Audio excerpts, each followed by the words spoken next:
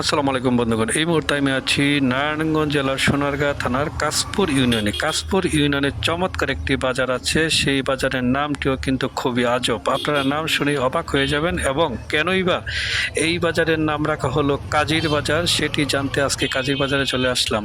এবং মুরব্বীদের সাথে কথা বলতে যেটা জানতে পারলাম, বয়স্কদের সাথে কথা বললাম, আশেপাশে অনেক মানুষজনের সাথে কথা বললাম কেন কাজীর বাজার নাম রাখা হলো। তো তারা আমাকে একটি কথাই বলল, এই এলাকার মধ্যে আগে প্রচুর কাজীরা বাস করতো, এবং এলাকায় যত আশেপাশে এলাকায় যত বিয়ে শাদী হতো এখান থেকে কাজীকে বিয়ে পড়াতো। এই জন্য এই এলাকার নাম হয়েছে কাজীপাড়া, এবং বাজারটির নাম রাখা হয়েছে কাজীর বাজার। তো এই বাজারে প্রচুর পরিমাণ দুধ পাওয়া যায় এবং মিষ্টির দোকান আছে, চমৎকার মিষ্টি।